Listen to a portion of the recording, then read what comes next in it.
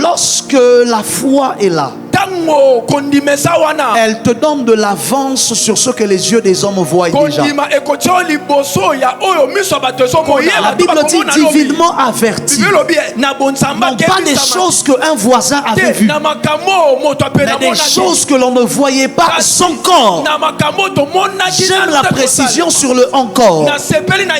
Ça veut dire que peut-être maintenant on ne le voit pas, mais demain on va le voir. Ça veut dire que la foi te fait marcher dans l'invisible, mais un invisible qui n'a pas pour plan de rester invisible. Ça veut dire que l'attitude que l'on a aujourd'hui est influencée à cause de choses que nous voyons présentement. Voilà pourquoi nous ne marchons pas par la vue, mais nous marchons par la foi. Parce que lorsque nous marchons par la foi, nous marchons par rapport aux choses que l'on ne voit pas encore. Les hommes peuvent croire que je suis fou, mais ils oublient qu'il y a un encore dans la phrase. Si je peux avoir l'équipe avec moi. Si j'arrive à toucher le vêtement de Jésus, mes pertes s'arrêteraient, mes soucis disparaîtraient. Si j'arrive à toucher, saisir le pan de sa robe, mes pertes s'arrêteront.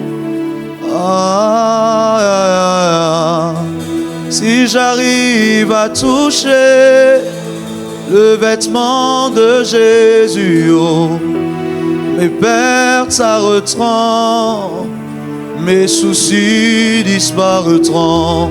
Si j'arrive à toucher, saisir le pan de sa robe, mes pertes s'arrêteront, ma maladie me quittera. Si j'arrive à toucher, saisir le pan de ta robe, mes pertes s'arrêteront, le prophétique reviendra. Si j'arrive à toucher le vêtement de Jésus, ma maladie me lâchera et je verrai le ciel s'ouvrir. Jésus, mon âme soupire.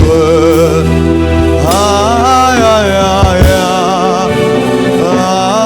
Dis-le Jésus, oh Jésus, oh, mon âme soupire. Est-ce que l'assemblée peut le chanter avec moi à haute voix? Je veux entendre l'assemblée le chanter. C'est facile, dis-le Jésus. Jésus, oh, mon âme soupire. Aïe, aïe, aïe, aïe.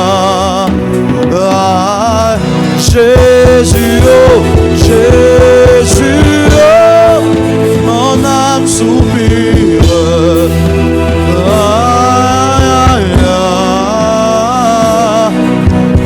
Jésus, oh, Jésus, oh, les lamandelia, talaba ileva, eleba yazerema, teleba. Jésus, Jésus, Jésus, Jésus, elikaraba ya sabarade, ilia tabaradaba, shana marie salama. Jésus, oh, Jésus, que ça devienne un soupir, que ça devienne un soupir dans ton esprit, un soupir dans ton cœur. Désire Dieu, désire Dieu. Mon âme soupire après toi. Mon âme soupire après toi. Mon âme soupire après toi. Jésus, Jésus, Jésus, oh, mon âme soupire. Plus fort. Jésus, oh, Jésus, oh, mon âme. Shagadabaraba, elele, azadadaba, eliamalaba. Jésus, oh, Jésus, oh, mon âme soupire.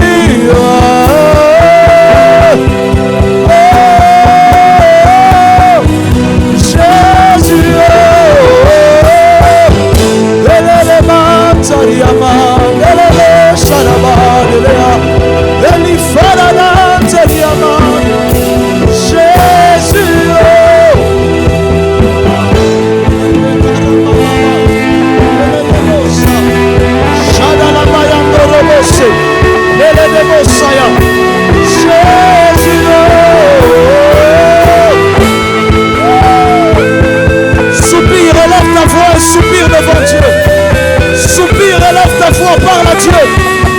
Invite le Saint-Esprit en ce lieu. Soupire, soupire, soupire. Soupire, soupire, soupire. Soupire, soupire, soupire. Jésus, Jésus.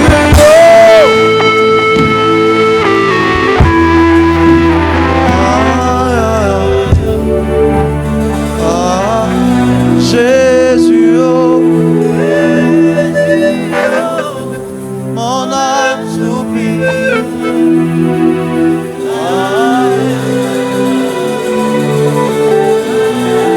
Jésus, oh, oh, oh, oh. Esprit de Dieu règne, règne, règne dans ma vie, esprit règne. Est-ce que je peux avoir la chorale avec moi? Esprit de Dieu règne, règne, règne. Dis-le dans ma vie. Ma vie, esprit règne. Dis-le dans ma vie. Règne. Esprit de Dieu. Esprit de Dieu règne.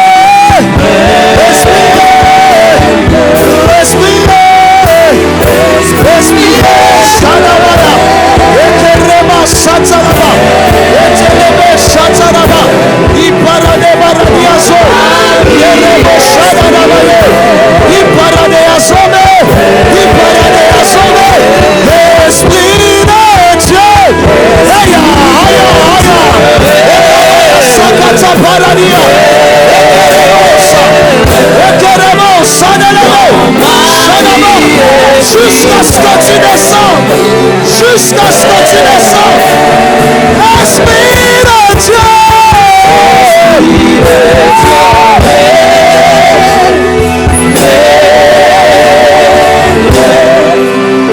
Dans ma vie, Esprit.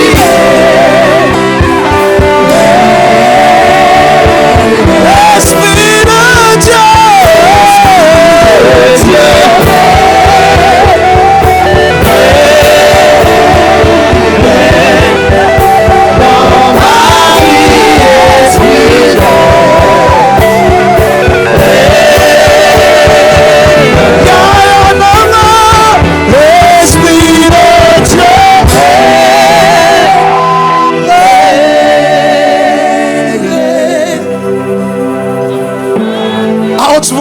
l'assemblée le dise. Que toute l'assemblée le dise à haute voix. Esprit de Dieu. Sans les micros, mais chantez-le à haute voix. Sans les micros, mais chantez-le à haute voix. Dans ma vie.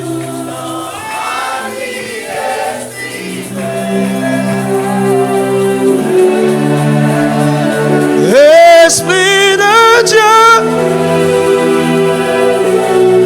qui t'a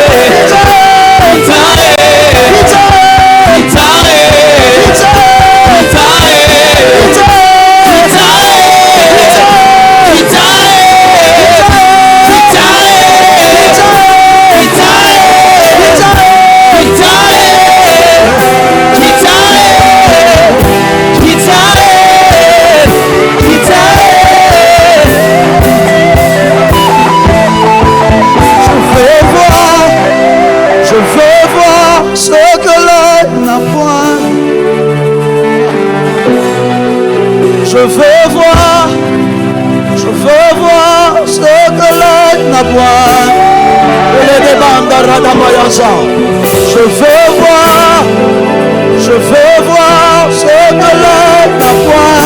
l'œil n'a point.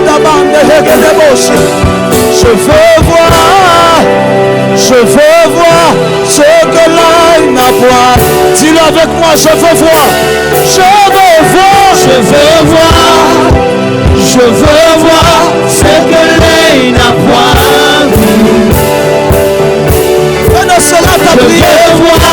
Fais-nous cela ton souris. Fais-nous cela ton désir. Je veux voir. Je veux voir. Je veux voir. Je veux si c'est possible ce soir. Si tu le permets ce soir. Je veux voir. Je veux voir. Je veux voir. Je veux voir ce que l'œil n'a point. Il me dit monte ici. Et moi je répondis. Papa me voici. Le dimanche ici. Le dimanche ici. Et moi je répondis. Papa me voici.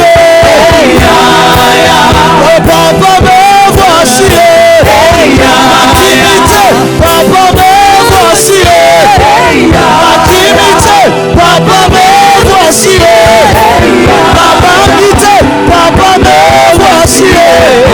Papa me voici. Papa me voici.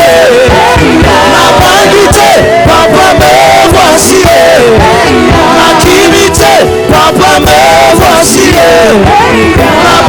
me voici. Papa me voici. Papa me voici. Papa me voici. Papa me voici. Papa me voici. Papa me voici. Papa me voici. ici.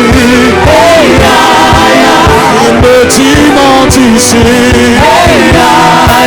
Et moi je répondis. Papa me voici. Assis sur le trône. Les 24 se prosternent. Assis sur le trône. Les 24 se prosternent. Assis sur le trône. Les 24 se prosternent. Jésus est assis sur le trône. Les 24 se prosternent. Assis sur le trône. Assis sur le trône. Assis sur le trône. Assis sur le trône. Assis sur le trône. Demeure sur le trône. Demeure sur le trône. S'il te plaît, demeure sur le trône. Sur le trône de ma vie, demeure sur le trône. Sur le trône de mes choix, demeure sur le trône. Sur le trône de mes décisions, demeure sur le trône.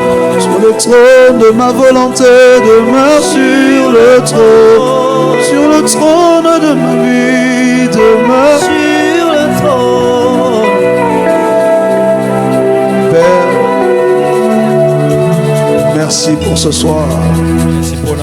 Merci parce que tu es au milieu de nous. Merci parce que tu es avec nous. Père, Papa, qu'il te plaise de communiquer à ton peuple pendant ces quelques minutes restantes. Qu'il te plaise de nous parler et d'installer dans nos cœurs. Et d'installer dans nos cœurs ta vérité. Que ta parole nous change. Que ta parole nous transforme. Demeure sur le trône. Dans le nom de Jésus-Christ. Est-ce que quelqu'un peut acclamer? Fais-le très bien. Fais-le très bien, fais-le très bien. Ne le fais pas par formalité, fais-le très bien. Alléluia. Amen. Alors que nous sommes debout, nous allons lire les Écritures. Je n'ai pas changé de texte, j'utilise le même depuis le premier jour. Puisque nous sommes sur la montagne de l'Éternel et que nos âmes ont soif du Dieu vivant, il est important que l'on comprenne une chose qui s'appelle la foi. Hébreux 11, le verset 1 à 7. Hébreux chapitre 11, le verset 1 à 7, la Bible dit: Or la foi est une ferme assurance des choses qu'on espère, une démonstration de celles qu'on ne voit pas. Oui. Pour l'avoir possédée, les anciens ont obtenu un témoignage favorable. C'est par la foi que nous reconnaissons que le monde a été formé par la parole de Dieu, en sorte que ce qu'on voit n'a pas été fait des choses visibles. Oui. C'est par la foi qu'Abel offrit à Dieu un sacrifice plus excellent que celui de Caïn. J'ai expliqué ces deux derniers versets la dernière fois. Oui, continue. C'est par elle qu'il fut déclaré juste, Dieu approuvant ses offrandes. Dieu approuvant ses offrandes. Et c'est par elle qu'il parle encore, quoique mort. C'est par elle qu'il parle encore, quoique mort. C'est par la foi qu'Enoch fut enlevé, qui ne vit point la mort, et qui ne parut plus parce que Dieu l'avait enlevé. Car oui. Avant son enlèvement, il avait reçu le témoignage qu'il était agréable à Dieu. Avant son enlèvement, il avait reçu le témoignage qu'il était agréable à Dieu. Or, sans la foi, il est impossible de lui être agréable. Merveilleux texte, oui. Car il faut que celui qui s'approche de Dieu croie que Dieu existe et qu'il est le rémunérateur de ceux qui le cherchent. Oui. C'est par la foi que Noé, divinement averti des choses qu'on ne voyait pas encore. C'est par la foi que Noé, divinement averti des choses que l'on ne voyait pas encore, et saisi d'une crainte respectueuse, construisit une arche pour sauver sa famille. Et c'est par elle qu'il condamna le monde et devint héritier de la justice qui s'obtient par la foi. Et c'est par elle qu'il condamna le monde et devint héritier de la justice qui s'obtient par la foi. Acclame la parole du Seigneur alors que tu t'assois sur la tête de tes ennemis. Donne-moi un bon amen que je t'entende. Je suis très béni ce soir d'être encore en ce lieu. Je dis merci à Dieu pour sa grâce et pour sa fidélité. Je suis très heureux d'être ici. Je me sens vraiment à la maison. Je dis merci à Dieu pour la vie de l'extraordinaire prophète Jimmy. Un homme de Dieu extraordinaire, une icône dans cette génération, une bénédiction dans les nations aujourd'hui. Si tu n'as pas envie d'acclamer, ne le fais pas, mais si tu le fais, fais-le bien. Parce que personne ne t'a forcé. Chez les hommes, nous disons à tout seigneur, tout honneur. Ça veut dire qu'il y a une catégorie de personnes qui méritent des honneurs.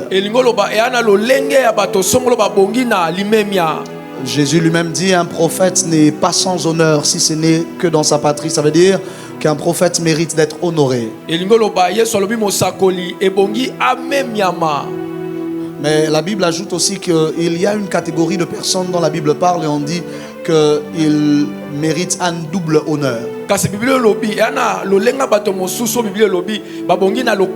dire que non simplement il y a des gens qui méritent d'être honorés, mais ensuite il y a des gens qui méritent un double honneur. Alors s'il vous plaît, GLC, est-ce que vous pouvez m'aider ici à donner le double honneur qu'il mérite au prophète Jimmy Mbaya? Si c'est comme ça que l'on m'honorait dans mon église, j'allais démissionner. Si c'est comme ça qu'on m'honorait dans mon église, j'allais démissionner. Si j'ai parlé de votre Père, mettez vos mains ensemble et célébrez Dieu pour sa vie, célébrons Dieu pour le don qu'il est. Alléluia. Amen. Alléluia. Amen. Alléluia, nous bénissons Dieu pour la merveilleuse épouse qu'il a placée à ses côtés. Je suis tellement heureux de faire sa connaissance. Une femme extraordinaire. Vous savez, il y a des gens, ils sont bien. Il y a des gens qui sont compliqués, il y a d'autres qui sont vraiment bien. Alléluia. Amen. Et elle, non, elle est extraordinaire. Mettons nos mains ensemble et apprécions la vie de la servante de Dieu qui fait un travail merveilleux. Merci Nengozo Sungabiso na Mosako Lipena. Alléluia. Avant, ils allaient qui moi passe. Amen, amen. Amen. Je bénis Dieu pour la vie de l'homme de Dieu, l'apôtre Guigui, qui est déjà avec nous ce soir. Est-ce qu'on peut mettre nos mains ensemble et célébrer comme il se doit l'apôtre? Est-ce que tu peux bien le faire? Il s'agit ici d'un apôtre du Seigneur. La Bible déclare que Dieu a établi premièrement les apôtres. Ils font partie des premièrement. Fais-le bien, fais-le bien, fais-le bien. Il sera une grande bénédiction pour nous à partir de la semaine prochaine ici à l'église. Et nous honorons sa présence ce soir. Je ne suis pas venu seul, il y a plusieurs qui m'ont accompagné de mon équipe. Ils sont très nombreux, je ne saurais même pas comment les présenter. Il y a celui qui est très beau, il est toujours très bien habillé. Et il est célibataire. Donc c'est une âme prénable. Du moins un cœur. On ne sait jamais. Mais il semblerait que lui on l'arrache par la prière. Je ne sais pas maintenant comment il faut faire. Alors j'ai mon fils Christian Ezekiel, j'ai ma fille Larry, il y a beaucoup que je suis en train de remarquer dans la salle, mais particulièrement ce soir, je viens de remarquer le couple extraordinaire que j'ai vu il y a très longtemps. Ils sont là, ils vont se lever, on va honorer le Seigneur pour leur présence. Il y a Exaucé Bella et sa charmante épouse. Leur histoire est incroyable. C'est des gens que j'aime beaucoup. Babanda Bolingo de Punchik. Jusqu'aujourd'hui, c'est extraordinaire. Il y a aussi Evodi, ma fille, qui est là. Est-ce qu'on peut acclamer le Seigneur? Très heureux de t'avoir. Monsieur Okosingapeming, j'ai remarqué, grâce, c'est toi? Tu es venu de Goma? Tu es venu quand? Lève-toi, on va acclamer le Seigneur pour toi.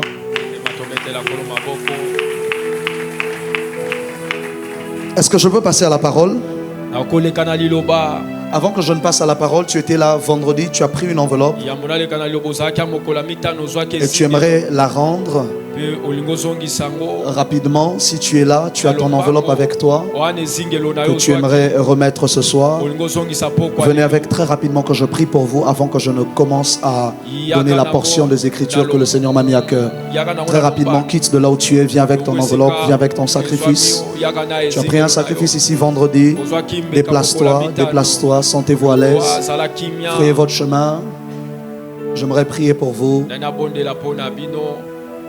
Nous avons expliqué le vendredi. Oh, le temps me manquerait, ça va être trop long, ça va être trop long. Si je réexplique ça, ça va être trop long. Rapidement, viens. Ceux qui n'étaient pas là vendredi, allez suivre le live. C'était extraordinaire. C'était extraordinaire. Fraye ton chemin.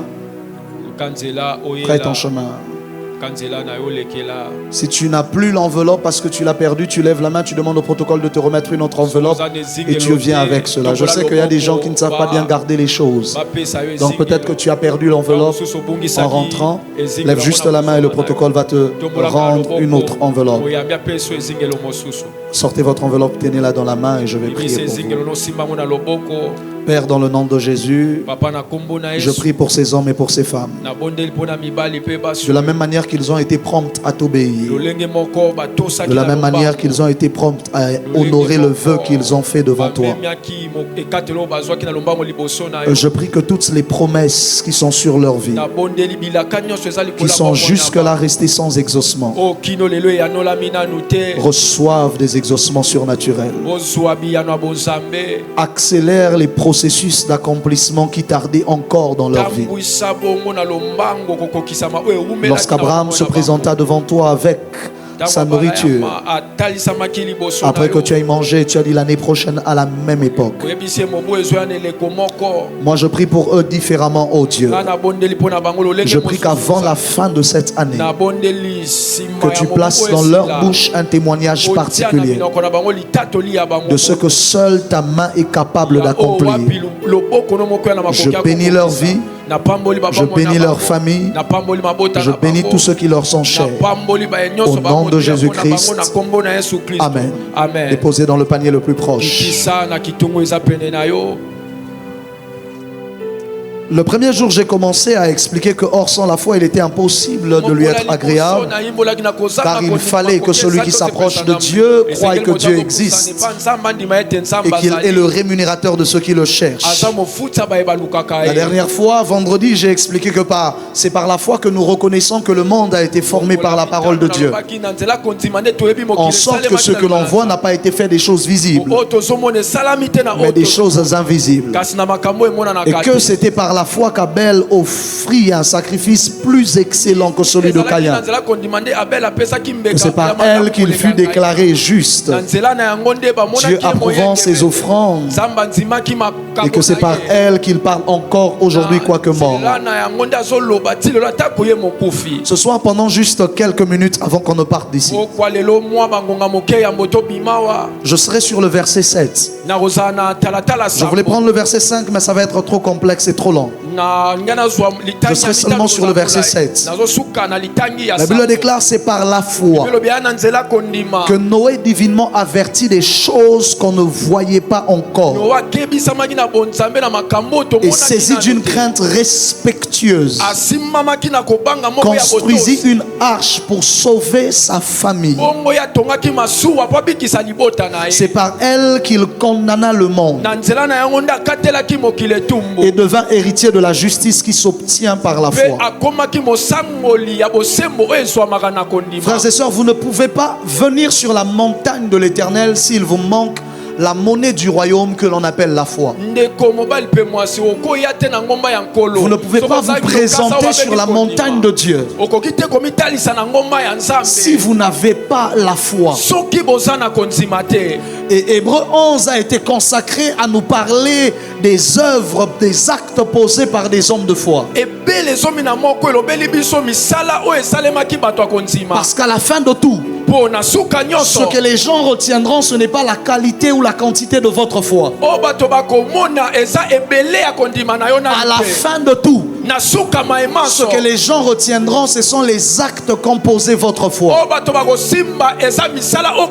C'est que les gens retiendront dans leur mémoire.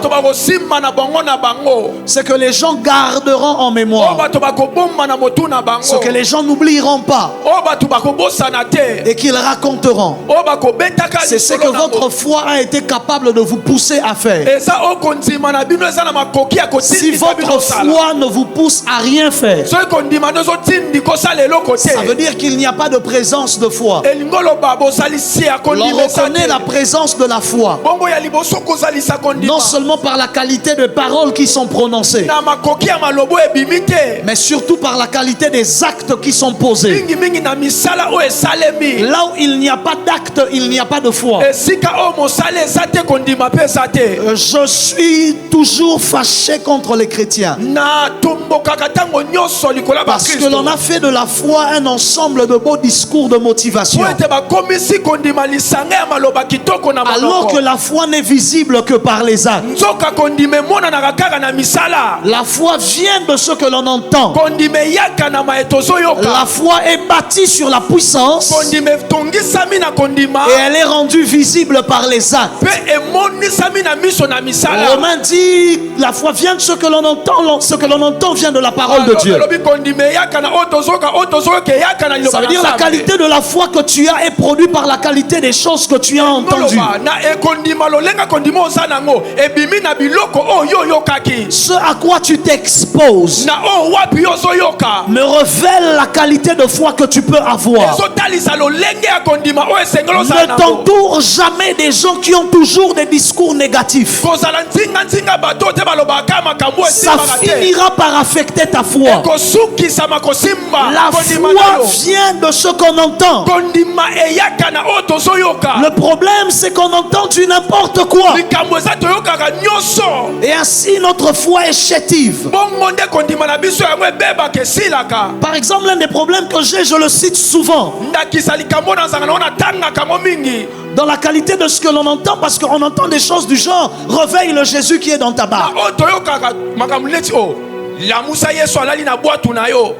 Quand tu entends une prédication pareille, ça semble être beau, mais c'est en train de commettre un homicide à ta foi. C'est en train de tuer ta foi. Comment est-ce qu'on peut me demander de faire quelque chose qui avait énervé Jésus à son réveil? Jésus, quand il s'est réveillé dans la barque, après que les disciples l'aient dérangé, il leur dit, homme de peu de foi.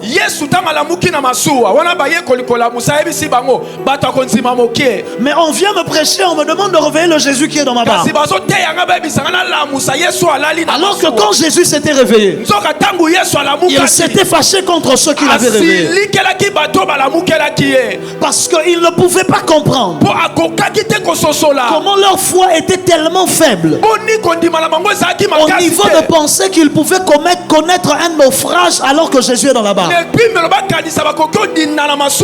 n'arrivaient pas à comprendre comment ces gens avaient peur au point de croire que la présence de Jésus dans la barque n'était pas suffisant pour ne pas couler. Même si Jésus dort, s'il est dans ma barque, je ne peux pas couler.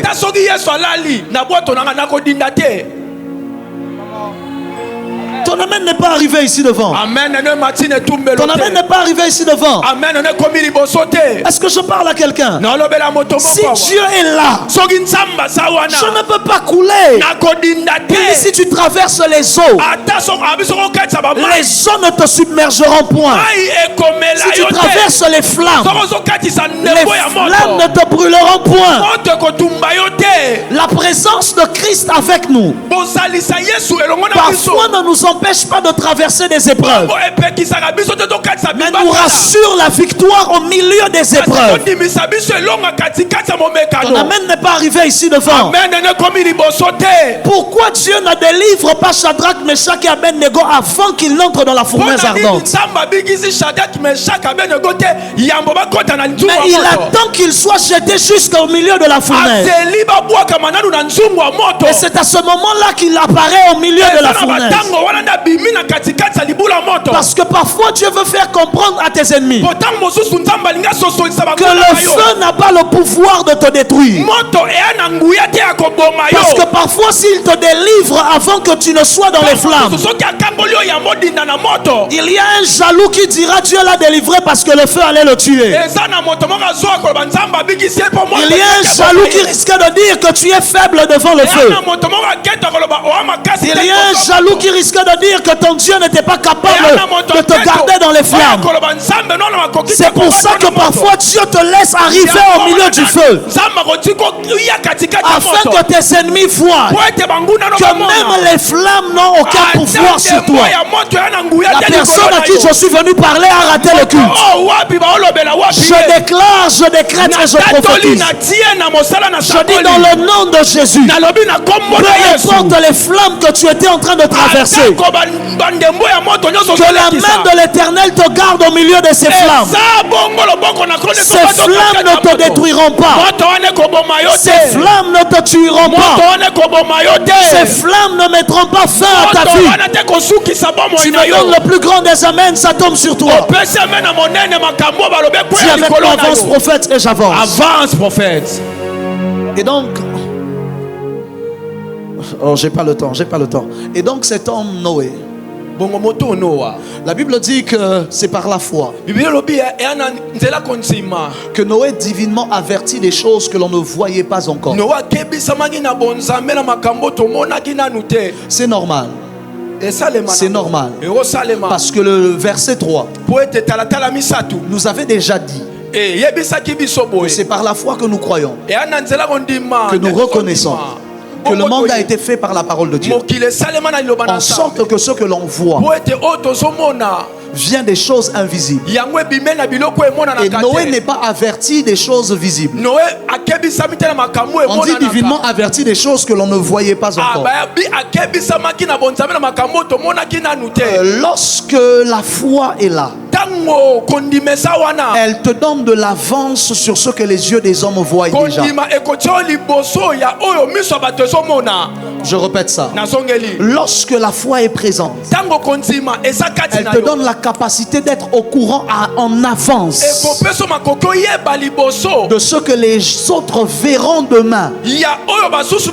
La Bible dit divinement averti.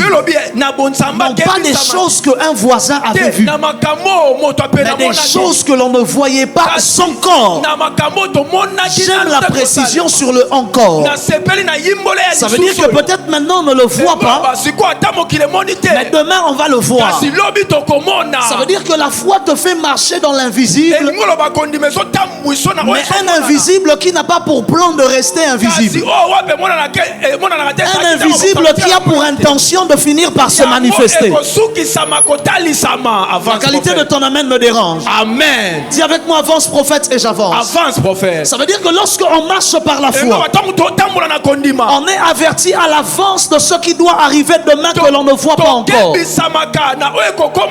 Ton problème, c'est que tu te comportes par rapport aux choses que tu vois déjà. Au lieu de te comporter par rapport aux choses qui seront demain. Tu pleures aujourd'hui parce que tu ne sais pas que demain on va t'écrire pour te dire de venir commencer le travail. Ça veut dire l'attitude que l'on a aujourd'hui est influencée à cause de choses que nous voyons présentement. Voilà pourquoi nous ne marchons pas par la vue, mais nous marchons par la foi. Parce que lorsque nous marchons par la foi, nous marchons par rapport aux choses que l'on ne voit pas encore. Les hommes peuvent croire que je suis fou, mais ils oublient qu'il y a un encore dans la phrase. Ça veut dire on ne voit peut-être pas, mais on ne voit pas encore.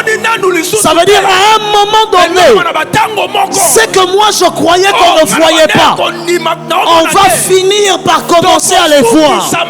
C'est comme ça que la foi est une ferme assurance des choses que l'on espère. La foi n'est pas une assurance, c'est une ferme assurance. La foi n'est pas de l'optimisme, c'est une ferme assurance de quelque chose que j'espère pour demain. Et une démonstration, c'est là que les actes entrent en jeu. Ça veut dire je ne vois pas encore, mais je commence déjà à agir en fonction de ce qui sera demain. Le problème c'est que tu attends le travail pour acheter la veste du bureau. Ça veut dire que tu travailles, tu agis en fonction de ce que tu vois. Mais si tu es comme Noé et que tu es divinement averti des choses que l'on ne voit pas encore, tu seras en train de construire une arche. Les gens vont dire tu es fou. Pourquoi tu construis une arche? Oh non, il va pleuvoir. Noé, on n'a jamais vu de pluie. Ce n'est pas parce qu'on n'a jamais vu que l'on ne verra pas. Ce n'est pas parce que dans ta famille on n'a jamais vu de doctorat qu'on ne verra pas. Ce n'est pas parce que dans ta famille on n'a jamais vu de mariage que l'on ne verra pas. Ce n'est pas parce que dans ton église on n'a jamais vu des millionnaires que l'on ne verra pas. Je construis mon arche aujourd'hui pour une pluie qui va arriver demain. On n'attend pas le déluge pour commencer à construire l'arche. Avance prophète. Le problème de la foi des chrétiens, c'est qu'ils attendent la première goutte pour commencer à construire l'arche. Ils disent Dieu a dit c'est vrai. Mais la chose est la signe. Moi goûte-moi quoi. Et puis je commence à construire l'arche. Sauf que la construction de l'arche te prendra plusieurs jours et plusieurs mois. Si la pluie commence, si tu attends le début de la pluie, si tu attends de voir la pluie pour croire que ce que Dieu t'a dit était vrai, tu seras en retard dans le programme divin. C'est par la foi que divinement averti, je prie qu'à partir de ce soir tu deviennes divinement averti. Ton amen me nerve. Je dis je prie qu'à partir de ce soir tu deviennes divinement averti des choses qu'on ne voyait pas encore. Ça veut dire les gens passés. Papa Noah azobeta mabaya. On dit qu'est-ce que tu fais? Il dit non, je construis une arche. Déjà c'est un mot nouveau. C'est quoi d'abord une arche? Oh non, c'est un bateau. Comme ça quand la pluie va venir. C'est quoi la pluie? Ça veut dire la foi t'oblige à expliquer des concepts qui n'existent pas encore dans ton époque. Ah, le problème c'est qu'on rate la classe. Si avec moi avance prophète. Le problème c'est que la pluie, la foi t'oblige à expliquer des concepts qui n'existent pas encore. Voilà pourquoi un homme de foi ne perd pas le temps dans les explications. Tout ce qu'il peut faire, c'est de vous inviter dans sa foi. Voilà pourquoi Noé n'était pas explicateur, il était prédicateur. Parce que la prédication est une invitation à adhérer à ma foi. Ça veut dire, je ne sais pas comment vous expliquer que la pluie vient, mais je vous recommande de venir avec moi et d'entrer dans l'arche. Mais on ne voit pas encore de pluie. Je n'ai pas les mots pour vous expliquer. Vous n'avez pas besoin de perdre le temps à essayer de convaincre les gens sur ce en quoi vous croyez. Si tu crois en quelque chose, reste sur ce sur quoi tu crois. Reste dans la foi de ce que Dieu t'a dit. Je ne vous prêche pas des choses que j'ai lues. Je vous parle de ma propre vie. Si Dieu t'a dit une chose, reste ferme sur ce que Dieu t'a dit. Même si pour le moment il n'y a aucun signe qui donne l'impression de l'accomplissement de ce que Dieu a dit. Dieu aussi, il aurait dû envoyer à Noé même un jour de pluie d'abord. Il fallait qu'on écrive quelque part dans la Bible qu'un jour là il a d'abord plu pendant 1 heure pour essayer de donner du poids au message de Noé. Qu'un jour il a plu pendant 2 jours pour fortifier la foi de Noé. Je ne sais pas combien de mois ça lui a pris en train de construire l'arche. Mais il construisait une arche pour laquelle il n'avait aucun signe que la pluie viendrait. Il fallait couper le bois. Il fallait assembler les choses. Il fallait peut-être payer des ouvriers. Ça veut dire des ouvriers venaient construire avec eux. Mais eux-mêmes ne comprennent pas ce qu'ils font. Je ne sais pas s'ils le faisaient qu'avec ses fils. Mais il construisait. Certainement, à un moment, l'un de ses fils dit: est-ce que papa, vraiment, les choses qu'il dit là, il réfléchit? Frères et sœurs, lorsque Dieu a parlé, commence à agir avant de voir. J'aurais bien voulu que l'on me dise que lorsque Naaman est allé se jeter dans le Jourdain, qu'à la 6e ou à la 3e fois, il a vu des choses commencer à disparaître. Élisée lui a dit: jette-toi 7 fois dans le Jourdain. J'aurais bien voulu qu'on me dise que la 2e fois, il y avait déjà des choses qui disparaissaient. Mais jusqu'à la 6e, il n'y avait rien. Parfois, il n'y a pas d'accomplissement au milieu de l'obéissance. Avance, prophète. Parfois, il n'y a pas d'accomplissement à mi-chemin de l'obéissance. Il faut que tu arrives jusqu'à la fin. Ce n'est que quand il s'est jeté la 7e fois, que quand il sort des eaux, il constate qu'il n'a plus de lèpre. Frères et sœurs, il y a des choses avec Dieu. Si vous n'êtes pas capable d'aller jusqu'au bout, vous croirez que Dieu a menti. Imaginez si Naaman s'arrêtait à la 6e fois. Il allait dire: d'ailleurs, je fais ça 6 fois. Si le prophète là était un vrai prophète, on aurait déjà vu au moins des signes. Mais jusqu'à la 6e fois, il n'y avait aucun signe. Parce que parfois la main de Dieu ne descend pas à mi-chemin de l'obéissance. Elle descend pour les hommes qui sont capables d'aller jusqu'au bout. Lorsqu'il se jette la 7e fois, il ressort complètement guéri. Qu'est-ce que Dieu t'avait dit de faire mais que tu as fait à moitié? Quelle est la prière de 7 jours que Dieu t'avait dit de faire mais tu as fait 3? Parce que tu t'étais fatigué, tu as dit: ah, si c'était vraiment Dieu, 3e jour il fallait déjà n'avoir bassi. Quelle est l'offrande que Dieu t'avait dit de faire? Au lieu de faire la totalité, tu as d'abord apporté la moitié. Et puis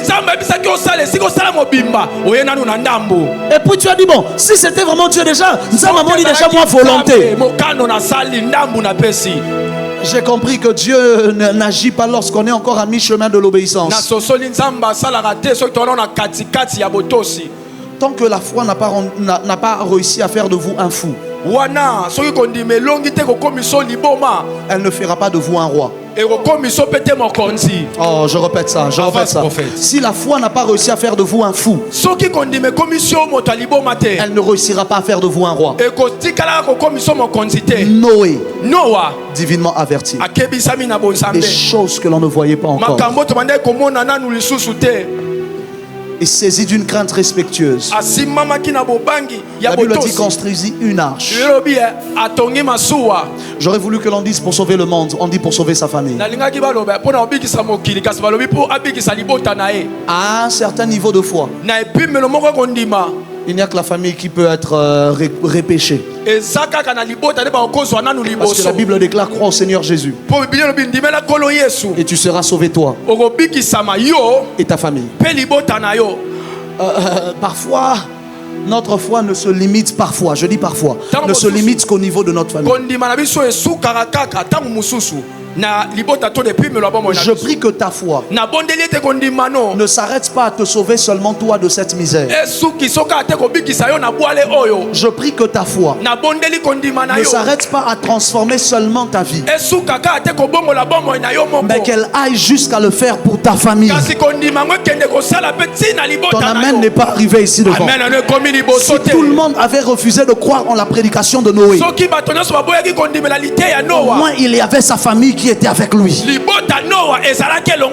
Je refuse d'être béni seul. Je refuse d'être élevé seul. Si personne n'est capable de s'accrocher à ma foi, je prie Dieu que même ma famille réussisse au moins. Ton amen n'est pas arrivé. Parce que j'ai compris que très souvent le plan de Dieu n'est jamais individuel, il est toujours familial. Il est minimum familial. Lisez votre Bible de Genèse à Apocalypse. Vous allez vous rendre compte que très souvent le plan de Dieu, lorsque ça passe par un homme, ça vise toute la famille. Voilà pourquoi quand tu es en train de venir ici seul ce soir, fin de fin, ton mari te suivra ici. Tes enfants te suivront ici. Les enfants de tes enfants te suivront ici. Et tous bénéficieront de tes prières. Ton amen n'est pas arrivé. Il avait créé un homme seul, mais il a dit ce n'est pas bon, parce qu'il ne faut pas la solitude, il faut une famille. Il lui fait une Ève à qui il ordonne de se multiplier, parce qu'ils doivent devenir une famille. Ton amen n'arrive pas ici. Il parle à un Abraham seul, mais il lui promet de faire de lui le père d'une multitude. Parce qu'à chaque fois que Dieu vient chez un homme, il finit par toucher toute une famille. Ton amen n'arrive pas ici devant. Il visite un Joseph seul, mais c'est en réalité pour la préservation de toute sa famille qui est restée. Et j'ai compris que même lorsque Dieu répand des grâces, très souvent ça ne descend pas que sur un membre de famille. Vérifiez bien. S'il y a une personne qui sait chanter dans une famille, parfois il y aura une deuxième. Vérifiez bien. S'il y a un prédicateur dans une famille, laissez encore un peu de temps, il y aura un troisième. S'il y a Dieu est familial. Prophète, de quoi tu parles? Celui qui l'appelle c'est Moïse. Normalement, celui qui est appelé, c'est Moïse. Mais à côté de Moïse, Dieu prend son frère Aaron. Et à côté d'Aaron, il prend leur sœur Myriam. Aaron devient le prophète de Moïse. Plus tard, il devient souverain sacrificateur. Et d'ailleurs, Myriam est aussi faite prophétesse. De telle sorte que si tu n'es pas de leur famille, tu risques de murmurer comme les gens d'Israël ont murmuré. Ils ont dit donc Nzambe ponaka famille na bino. C'est souvent votre famille. Comment le roi les accopte na bango à famille? Comme quelque chose. Comment vous pouvez me dire que le libérateur est de votre famille? Le souverain sacrificateur est aussi de votre famille. Et la prophétesse est aussi de votre famille. C'est comme ça que Corée, Dathan et Abiram se sont révoltés. Ils ont dit ce n'est pas normal. Certainement vous vous êtes entendus. Mais ce n'est pas le seul cas dans la Bible. Même notre Sauveur Jésus, Dieu choisit Marie pour enfanter Christ. Mais il choisit sa parente Élisabeth pour enfanter le prophète qui doit annoncer Jésus. De telle sorte que le Messie est annoncé par son cousin. Le Messie est annoncé, est présenté par un cousin. C'est normal que certains ne croient pas. Parce qu'ils vont dire et ça comme n'a eu succès en Israël. Toi tu as eu du succès en Israël. Parce que toi Jean-Baptiste tu as eu du succès. Tu veux maintenant aussi introduire ton petit. Écoute-moi, que la grâce de Dieu dans ta vie ne descende plus singulièrement. Que la grâce de Dieu dans ta vie touche toute ta famille. La qualité de ton amen me dérange. La qualité de ton amen me dérange. Que la grâce de Dieu quand elle descendra sur toi, qu'elle ne se limite plus seulement sur toi, mais qu'elle touche tes enfants, qu'elle touche tes frères, qu'elle touche tes soeurs. Que le Dieu des familles se lève en ta faveur. Ton amen me dérange. Donne-moi un bon amen que je te bénisse. Je déclare, je prophétise et je décrète. Avec ma main droite levée, je dis je lève ma main droite. Je répète ça, je lève ma main droite. Apparemment je parlais en chinois. Je dis je lève ma main droite. Apparemment je parlais en kitane. Je dis je lève ma main droite. Je décrète et déclare, à partir de ce soir, tu ne seras plus le seul témoignage dans ta famille. À partir de ce soir, tu ne seras plus le seul visité de ta famille. À partir de ce soir, la grâce qui descend sur toi descendra sur toute ta famille. Au nom de Jésus. La Bible déclare, c'est là que je vais chuter rapidement parce que mon temps est fini. Et on va prier.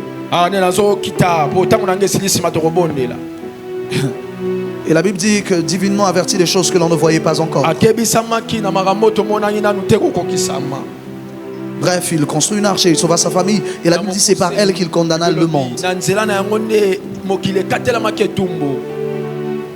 Ok. En quoi Noé condamne le monde? Ce n'est pas lui qui condamne le monde. Quelqu'un dirait c'est Dieu qui a décidé de faire tomber le déluge. Est-ce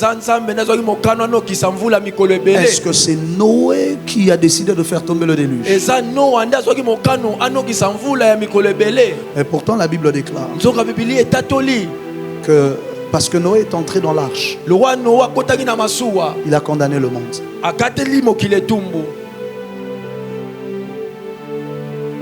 J'explique ça et puis on prie. Et ce que je vais expliquer est très dangereux.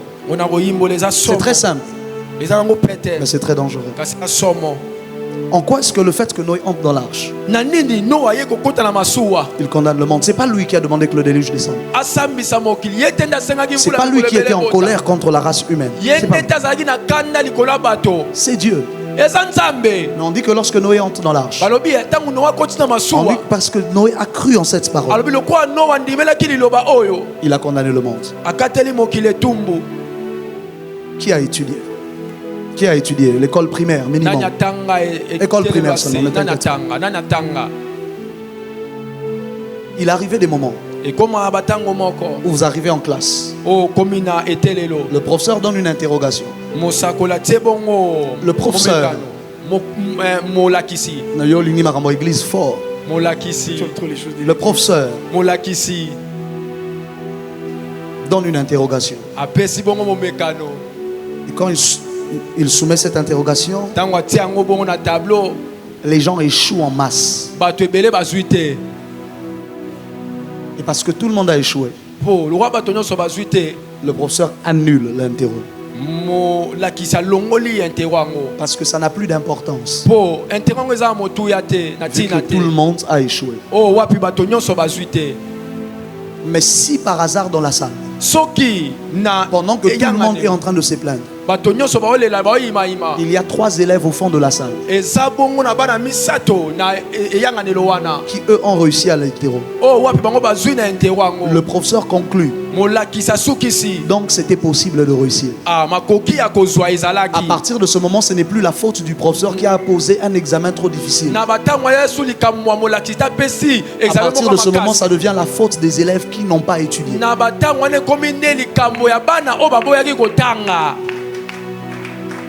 La foi de l'un condamne l'incrédulité des autres. L'examen ici, c'est de réussir à croire. L'examen ici dans ce texte, c'est de réussir à croire que le déluge va venir. Et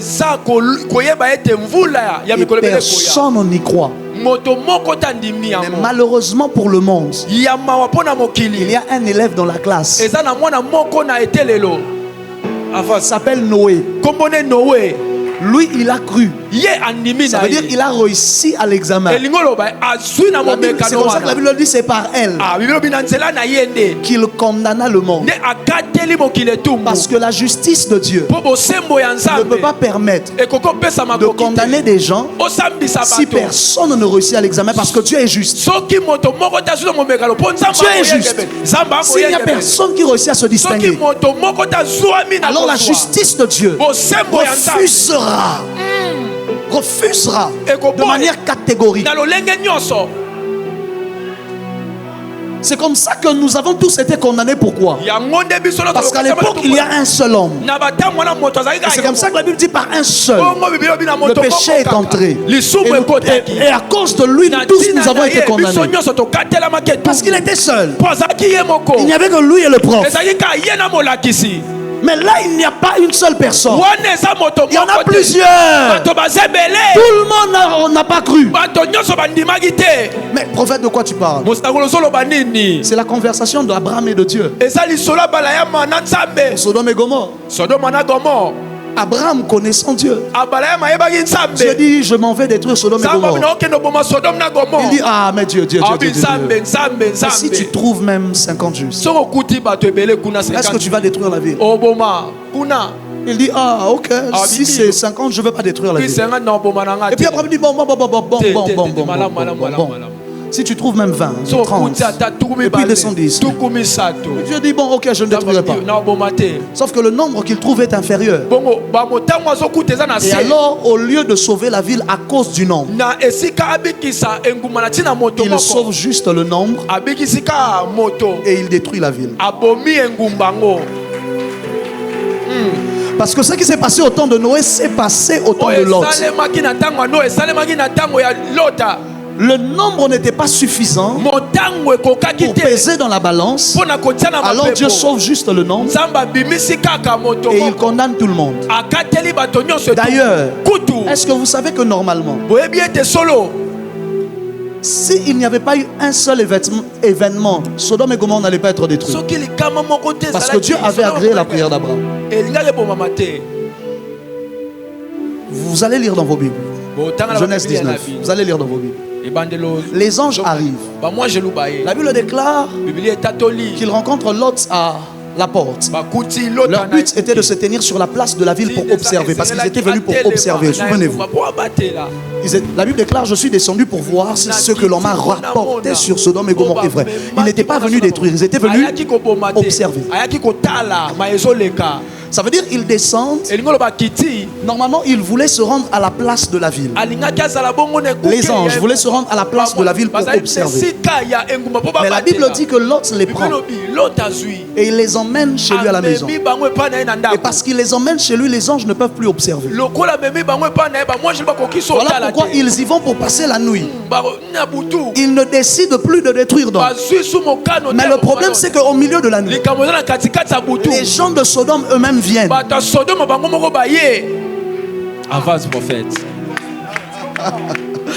Ça c'est... Là je prêche juste à 4 personnes. Les autres ne comprennent plus. Les gens de Sodome eux-mêmes viennent. Ils disent donnez-nous les 2 gens que nous avons vus entrer ici. Nous voulons coucher avec eux. Ils voulaient pratiquer la sodomie. Jusque là les anges n'avaient pas réussi à voir l'horreur qu'il y avait dans la ville. Sauf que eux-mêmes sont venus avec l'horreur. Ils sont venus leur montrer ça. C'est là maintenant qu'ils disent à Lot. Parce que remarquez que depuis qu'ils étaient venus, ils n'ont pas dit à Lot qu'ils sont venus détruire la ville. Je ne sais pas si vous avez remarqué. Depuis qu'ils étaient arrivés, ils n'ont pas dit à Lot qu'ils sont venus détruire la ville. Parce qu'ils étaient venus observer. Quand ils n'ont pas réussi à observer, ils sont dans la maison, ça va. Sodome eux-mêmes viennent s'accuser. Les gens de Sodome eux-mêmes viennent s'accuser. C'est là qu'ils ferment la porte et ils disent à l'autre, prends tes enfants, prends tes biens, on part. Parce que nous allons détruire la ville. Parce que Sodome venait d'échouer au test. Bref, je ferme la parenthèse. Qu'est-ce que j'essayais de dire? Oh mon Dieu. Qu'est-ce que j'essayais de dire? J'essaie de dire que le fait que Noé soit entré dans l'arche, ça a condamné tout le monde. Prophète Jimmy, c'est là que vous comprendrez pourquoi est-ce qu'on ne voit plus la main de Dieu comme on la voyait à l'époque. Pourquoi est-ce que l'église ne voit plus la main de Dieu comme il la voyait à l'époque?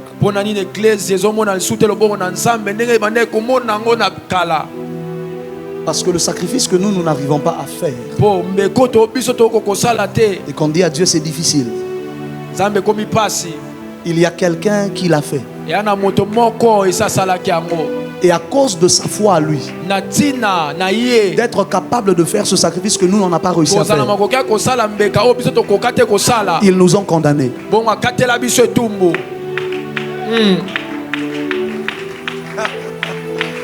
Je parlais avec le Saint-Esprit un jour quand je lui posais ces questions. C'est là qu'il m'a répondu. Noé en entra dans l'arche à condamner le monde. J'ai dit mais Saint-Esprit, qu'est-ce que tu dis? Il dit ceux qui ont réussi à faire ce que vous n'arrivez pas à faire vous ont condamné.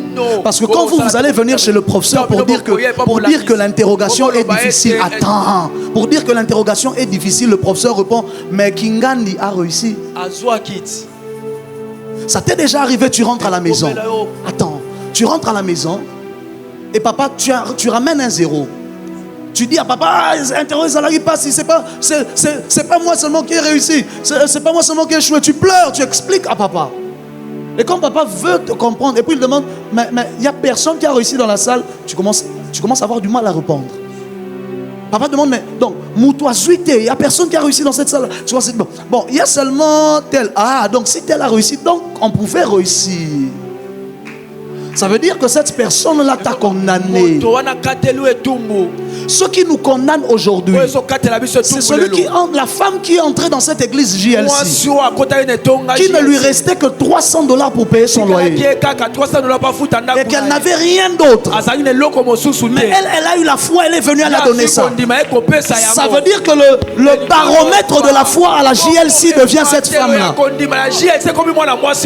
Ça veut dire que quand toi tu viens, et que tu as 1000, mais que tu donnes 300, parce que tu dis à Dieu je ne peux pas réussir à donner 1000.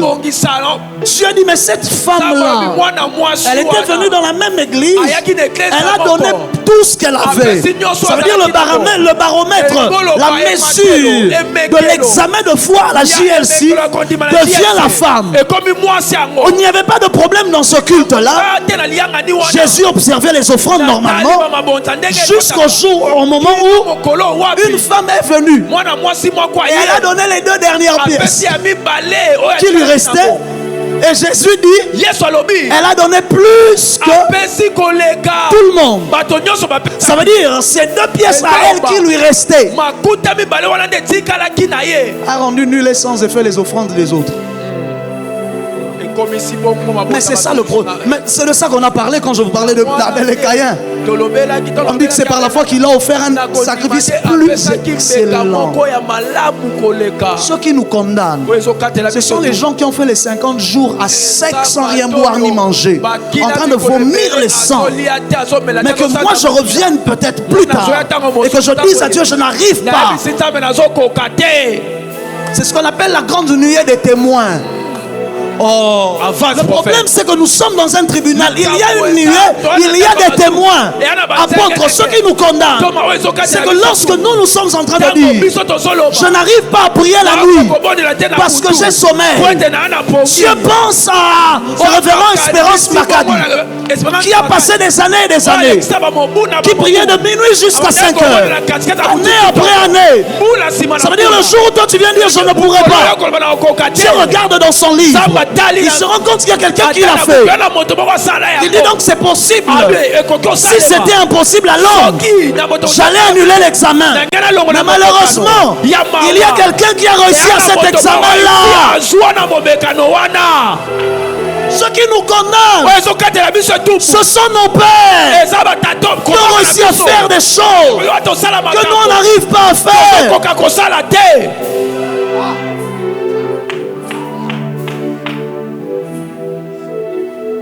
Voilà pourquoi la Bible déclare que Dieu est apparu à Salomon en songe. Pourquoi? La Bible dit parce qu'il a fait une offrande que personne n'avait fait avant lui. Ça veut dire qu'il a pris l'examen, il a emmené ça là. Le prof est obligé de descendre pour lui dire quelle note tu veux sur ta feuille. Parce que tu as répondu plus que personne n'avait jamais réussi à répondre. Ça, ce n'est plus 10 sur 10. Toi-même, dis quelle note tu veux. C'est là que Dieu dit à Salomon, demande ce que tu veux que je te donne. Parce que la Bible déclare que personne n'avait offert autant. En fait, les gens à qui je suis venu parler ne comprennent pas ce que je dis. Faites très attention d'être auprès d'un homme qui a une grande foi. Parce qu'il devient une condamnation pour vous.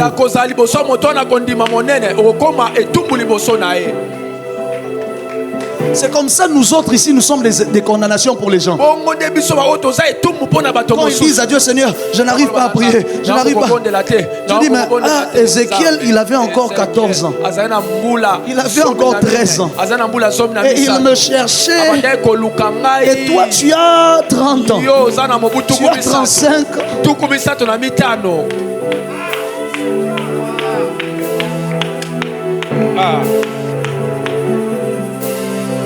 Que Dieu bénisse sa parole.